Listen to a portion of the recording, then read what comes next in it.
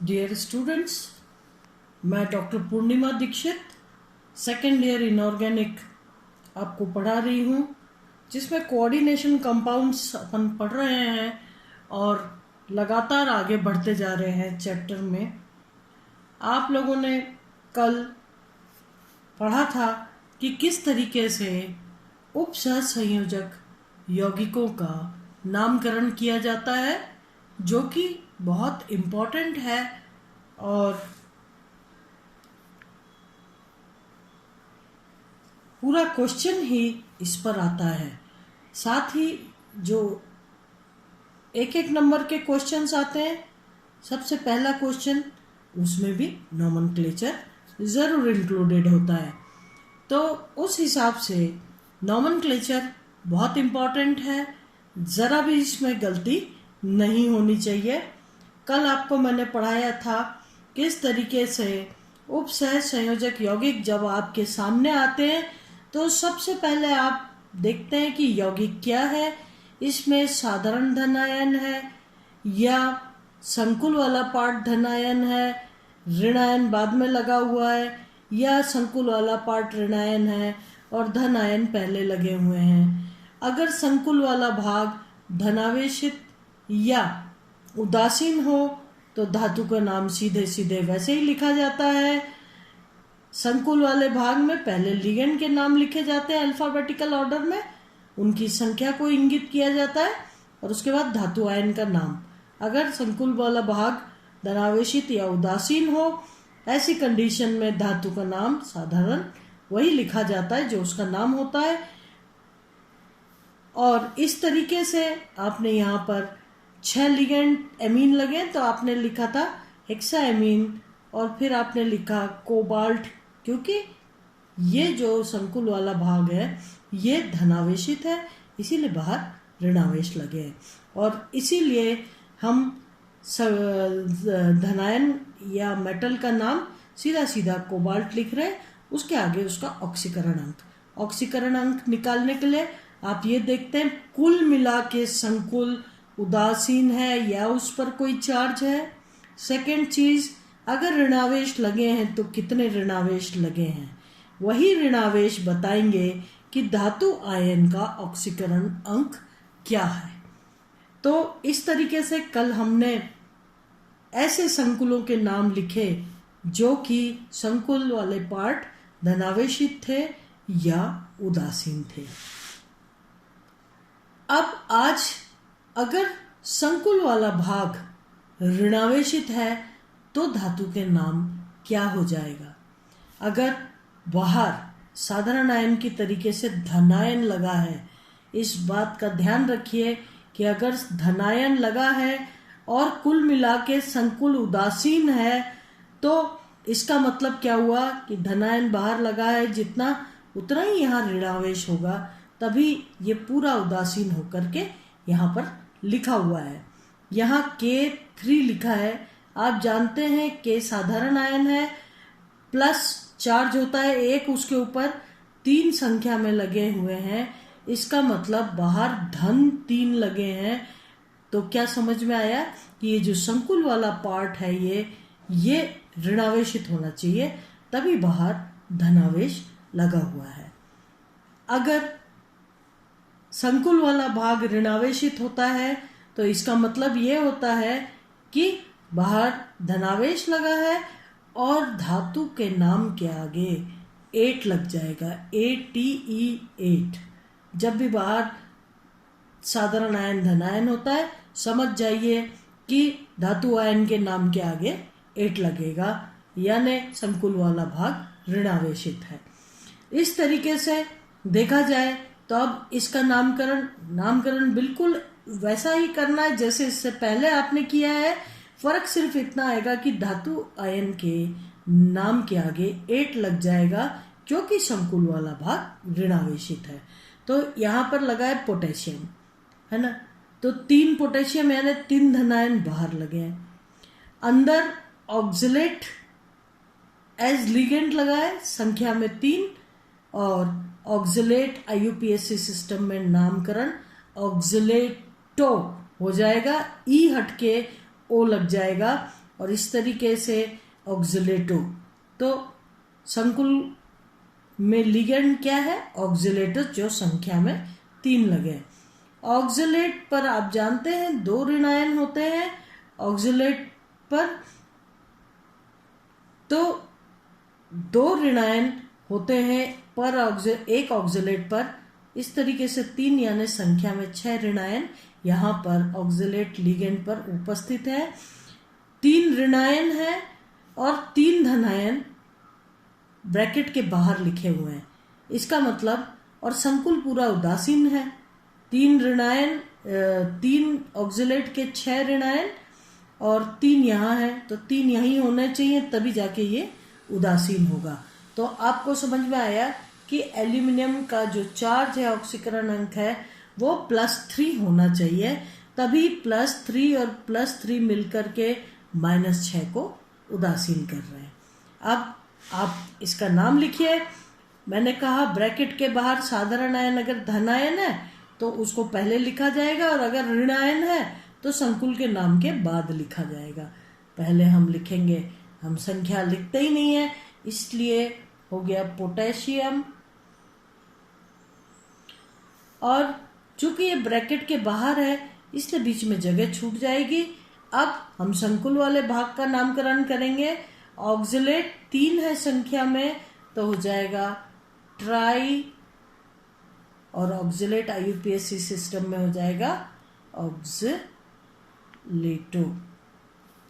Try ऑक्जिलेटो। अब aluminium लगा हुआ है जिसके ऑक्सीकरण अंक आपने निकाल लिया है, +3 है। तो और चूंकि संकुल वाले भाग के बाहर धनायन लगा है और ये उदासीन है, इसका मतलब संकुल वाला भाग ऋणावेशित होगा। यहाँ पर 3 -3 चार्ज बचा होगा, तभी बाहर +3 लगा है और उदासीन है। तो ट्राईऑक्जिलेटो, और चूंकि संकुल वाला भाग ऋणावेशित है तो धातु के नाम के आगे 8 लग जाएगा, तो क्या हो जाएगा? एल्यूमिनेट। एल्यूमिनेट, और आगे इसका ऑक्सीकरण अंक आ जाएगा, आपने निकाल लिया, +3, 1 2 3। अब इसके आगे और कुछ भी नहीं है, पूरा नाम हो गया। क्योंकि इसकी संख्या हम नहीं लिख रहे, पोटेशियम। संकुल वाले भाग का नामकरण एक साथ करेंगे, पोटेशियम के बाद जगह छोड़ रखी है, ट्राई ऑक्जिलेटो एल्यूमिनेट। 8 लगा, क्योंकि संकुल वाला भाग ऋणावेशित है इसलिए धातु के नाम के आगे 8 लग गया, और आगे उसका ऑक्सीकरण अंक आ गया। इसी प्रकार से अगले संकुल में देखिए आप, यहाँ पर बाहर तो संकुल कॉम्प्लेक्स आयन या संकुल वाले भाग के बाहर धनावेश लगा है पोटेशियम K+ आयन, ठीक है, ऐसे संख्या में 4 है। इसका मतलब ये जो संकुल वाला भाग है इस पे -4 होना चाहिए, है ना। बाहर +4 लगा है, +4, ये अगर -4 होगा तभी यहाँ पर ये उदासीन लिखा हुआ है, कहीं भी इसमें चार्ज नहीं लगा हुआ है। तो 4 पोटेशियम आयन है, यहाँ पर -4 कैसे होगा? देखिए क्लोराइड 5 लगे हुए, हमेशा जो ऋणावेश है वही धातु आयन के ऑक्सीकरण अंक को बताता है। आप देखिए 5 ऋणायन लगे और एक नाइट्रोजन लगा है। नाइट्रोजन आपने पढ़ा था जैसे O2- ऑक्साइड कहलाता है, S2- सल्फाइड कहलाता है। इसी तरीके से N पर, नाइट्रोजन पर क्या चार्ज होता है? -3, तो ये कहलाएगा नाइट्राइड, ठीक है। तो नाइट्राइड जो है इस पर -3 चार्ज है, और क्लोराइड जो है वो 5 संख्या में लगे हैं, और हम जानते हैं क्लोराइड पर -1 चार्ज होता है, -1 तो यहाँ -5 हो गया, और ये 3 -8, -8 को 4 K+ आयन से उदासीन हो रहा है, बचे +4, तो ऑस्मियम की ऑक्सीकरण अवस्था क्या हो गई? +4। अब ऑस्मियम का +4 और पोटेशियम का +4 कब उदासीन होंगे? जब यहाँ पर -8 होगा। 5 क्लोराइड आयन 5 माइनस हो गए और नाइट्राइड आयन -3, तो कुल मिला के हो गया 8 माइनस। आपके सामने स्थिति बिल्कुल क्लियर है। अब आप इसका नामकरण कीजिए। सबसे पहले ब्रैकेट के बाहर के आयन पोटेशियम आयन लगा हुआ है जो कि धनायन होने से सामने लगा है। हम इसका नामकरण करेंगे पोटेशियम। हमने डाई ट्राई टेट्रा जैसे कोई शब्द या कोई संख्या इंगित नहीं की, क्योंकि वो हम साधारण आयन की नहीं करते हैं। तो हो गया पोटेशियम। अब संकुल वाले भाग का नामकरण कीजिए। सी पहले आता है, एन बाद में आता है, तो आप कहेंगे पेंटाक्लोरो। 5 क्लोरो लगे हुए। अब ये नाइट्राइड है, तो नाइट्राइड को IUPAC सिस्टम में क्या कहेंगे? ई हटा के ओ लग जाएगा, तो हो जाएगा ये नाइट्राइडो। तो ये हो गया पेंटाक्लोरो नाइट्राइडो।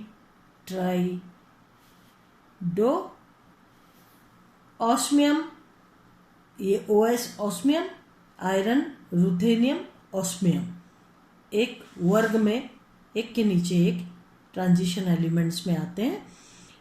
ऑस्मियम की जो ऑक्सीकरण अंक आपने निकाली है +4, तो संकुल वाला भाग ऋणावेशित है, इसलिए ऑस्मियम में 8 लग जाएगा। क्या हो जाएगा?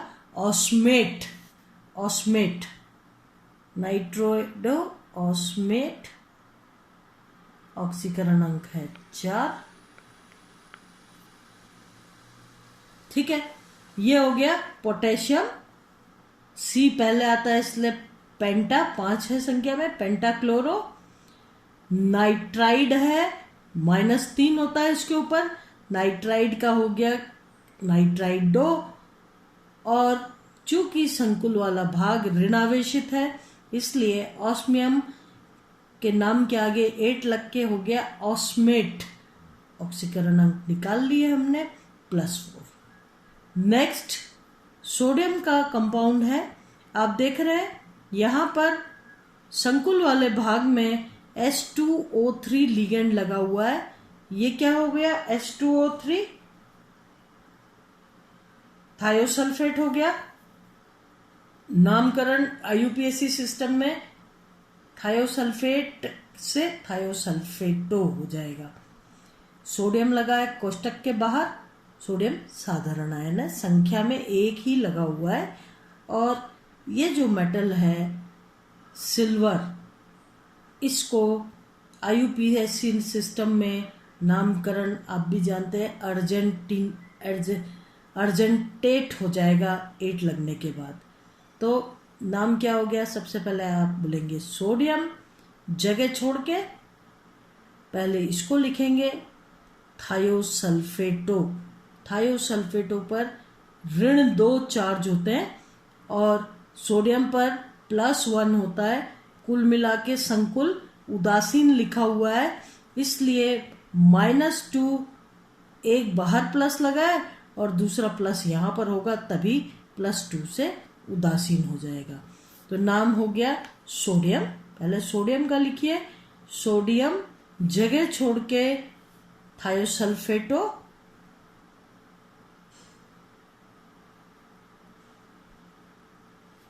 और क्योंकि संकुल वाला भाग ऋणावेशित है, तो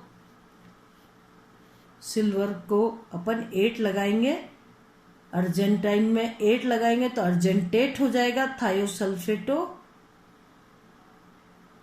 अर्जेंटेट, ऑक्सीकरण अंक 1 है, आप 1 लिख सकते हैं। तो ये हो गया सोडियम थायोसल्फेटो अर्जेंटेट। चूंकि थायोसल्फेटो अर्जेंटेट ये कोष्टक में लिखा है, इसलिए ये एक साथ लिखा हुआ है आगे धातु की ऑक्सीकरण अवस्था। और सोडियम साधारण आयन है, इसलिए इसके बाद जगह छोड़ी गई है। इसी तरीके से यहाँ पर देखिए अमोनियम NH4 लिखा है, इसका मतलब इस पर एक धनायन है। और ऐसी संख्या में 2 लिखे हैं, यानी बाहर कोष्टक के 2 धनायन हैं। और ये टाइटेनियम है और ये Cl क्लोरो 6 लगे हैं संख्या में। यानी 6 ऋणायन लगे हुए हैं कोष्टक के अंदर और बाहर 2 धनायन लगे हैं। तो 6 में से 2 धनायन हटा दीजिए, बचते हैं 4। टाइटेनियम का ऑक्सीकरण अंक हो गया +4। अब इसका नामकरण कर दीजिए सीधा सीधा, हेक्साक्लोरो टाइटेनियम। और चूंकि ये ऋणावेशित है तो 8 लग जाएगा, हो गया टाइटिनेट। और ये अमोनियम लगा है तो नाम हो गया अमोनियम हेक्साक्लोरो टाइटिनेट। और ऑक्सीकरण अंक आपने निकाल ही लिया है, नाम हो गया अमोनियम, जगह छोड़ के हेक्साक्लोरो टाइटिनेट। टाइटेनियम होता है इसलिए टाइटेनेट। और टाइटेनियम के ऑक्सीकरण अंक 4 है, लिख दीजिए 4।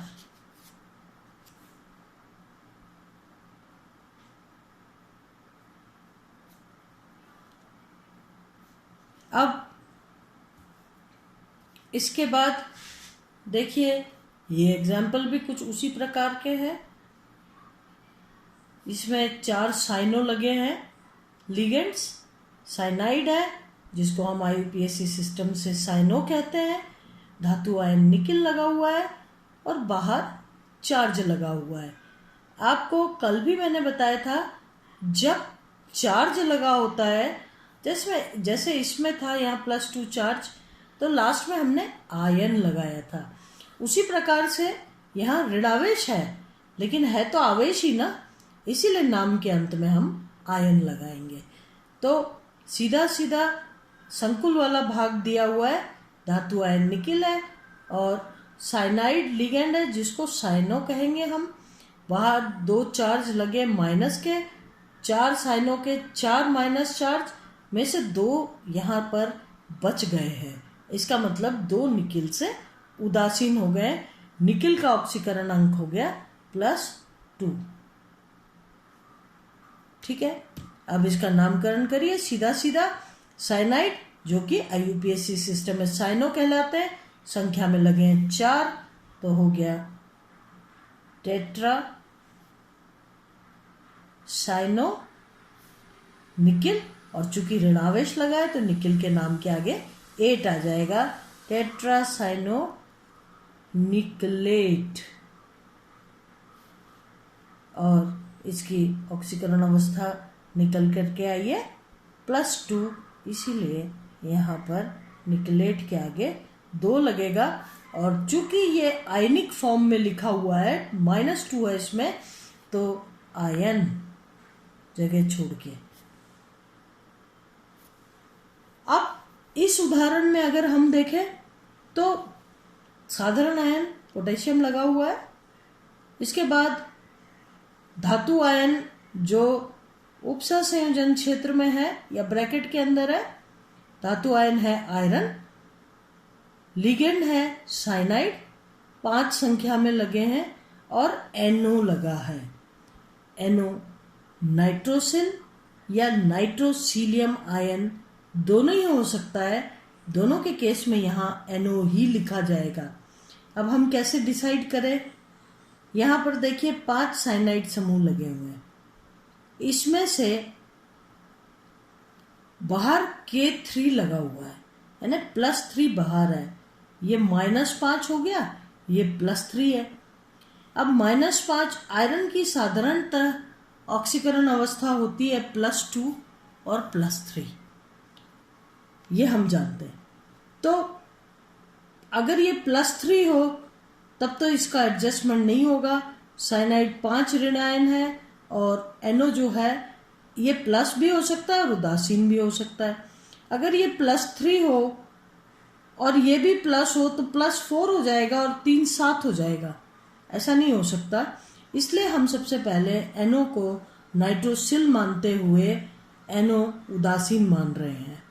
और अंदर साइनाइड के 5 लिगेंड्स लगे हुए हैं। अगर बाहर 3 प्लस लगे हैं तो आयरन की ऑक्सीकरण अवस्था +2 निकलनी चाहिए। और अगर हम इसको +2 लिखते हैं तो हमारे लिए नामकृत करना आसान हो जाएगा। अब आप देखिए, हमने लिखा पोटेशियम जो कि बाहर है, पोटेशियम, उसके आगे संकुल वाला भाग है, संकुल वाले भाग में 2 लिगेंड है, एक तो नाइट्रोसिल है, एक साइनाइड है। सी पहले आता है इसलिए हम लिखेंगे पेंटा जो कि संख्या में 5 है, साइनो, फिर ये नाइट्रोसिल, नाइट्रोसिल, अब आयरन, और बाहर धनावेश लगा, इसका मतलब संकुल वाला भाग ऋणावेशित है, इसलिए धातु के नाम के आगे 8 लगेगा। और इस तरीके से नाइट्रोसिल, उसके बाद हो गया फेरेट,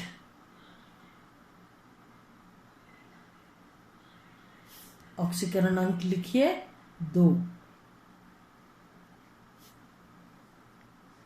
ये हो गया पोटेशियम, साधारण आयन है, जगह छोड़ के पेंटासाइनो नाइट्रोसिल फेरेट 2, ऑक्सीकरण अंक निकल के आया 2। तो इस तरीके से अगर संकुल वाला भाग ऋणावेशित है तो उसमें जब हम नामकरण करेंगे तो धातु के नाम के आगे 8 लगाएंगे, जैसे कि आपके सामने ये एग्जाम्पल्स हैं।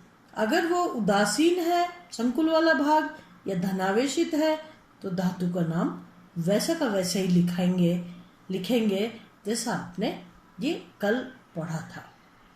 अब यदि संकुल जो है वो उसका धनावेश और ऋणावेश संकुल का दोनों ही संकुल वाला पार्ट हो तो हम पहले धनावेश का नाम लिखते हैं। धनावेश देखिए, आप दोनों ही संकुल हैं, इसीलिए दोनों के दोनों ब्रैकेट में लिखे हुए हैं।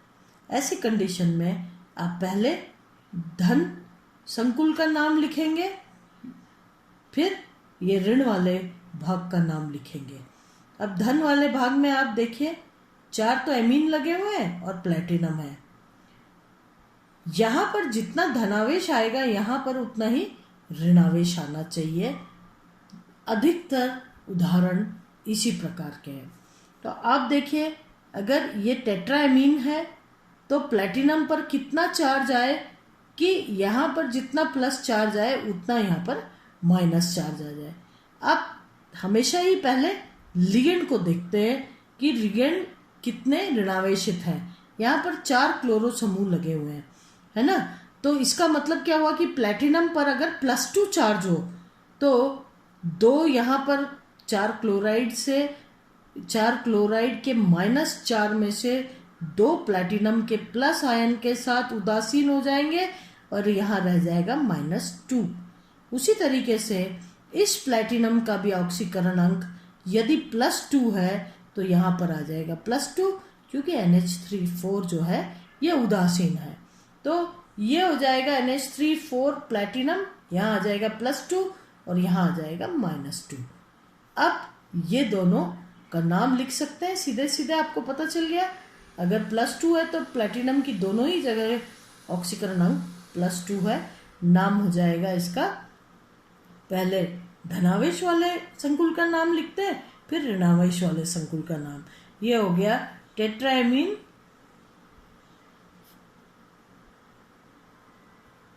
इसके बीच में जगह नहीं आएगी, प्लेटिनम। 2 है ऑक्सीकरण अंक, जगह छोड़ के टेट्राक्लोरो।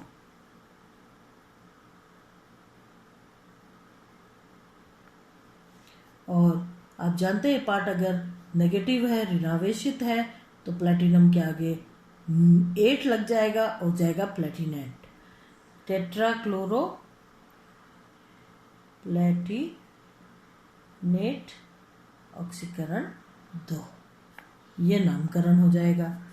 इसी तरीके से देखा जाए तो कॉपर है, यहाँ पर दोनों ही साइड 4 एमीन लग रहे हैं, यहाँ 4 क्लोरो लग रहे हैं। यहाँ ये संकुल का भाग धनावेशित है, ये संकुल का भाग ऋणावेशित है। अब 4 क्लोरो में से कितने कॉपर पर धनावेश हो कि यहाँ उतना ही बचे जो यहाँ कॉपर पर आ जाए। 4 क्लोरो -4, अगर कॉपर का ऑक्सीकरण अंक 2 ले लिया जाए तो यहाँ पर बचेगा 2। 4 में से 2 उदासीन हो जाएंगे इस कॉपर के साथ, जबकि यहाँ पर कॉपर की +2 ऑक्सीकरण अवस्था है तो NH3 उदासीन अणु है, इसलिए यहाँ +2 आ जाएगा और इस तरीके से कॉपर की जो ऑक्सीकरण अंक है वो +2 हो जाएगा। अब नामकरण कर दो इसका, 4 एमीन लगे, आप लिखेंगे टेट्रा एमीन कॉपर, चूंकि ये धनावेश है इसलिए कॉपर का नाम कॉपर ही रहेगा। कॉपर 2 आपने निकाला ऑक्सीकरण अंक, और यहाँ 4 क्लोरो है, जगह छोड़ के हो जाएगी टेट्रा क्लोरो।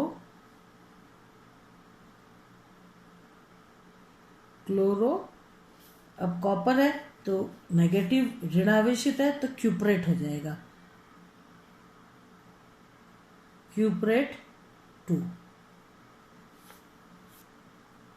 आज का लेक्चर यहीं पर समाप्त करते हैं, कल इसके आगे से हम करेंगे। आप लोगों से अनुरोध है कि उपसह संयोजक यौगिकों के नामकरण में लिगेंड्स के नाम आप बुक में से याद कर लें। 3rd ईयर की जो बुक है आपके पास, उसमें 2nd ईयर की जो बुक है उसमें से आप उपसह संयोजक यौगिकों के नामकरण सीखने के लिए लिगेंड्स के नाम वहाँ से पढ़ करके याद कर लें, ताकि आप इन संकुलों के नाम आसानी से लिख सकें। ये कल का होमवर्क है। अब नेक्स्ट लेक्चर में अपन इसके आगे का पढ़ेंगे। आज हम यहीं पे लेक्चर समाप्त करते हैं। धन्यवाद।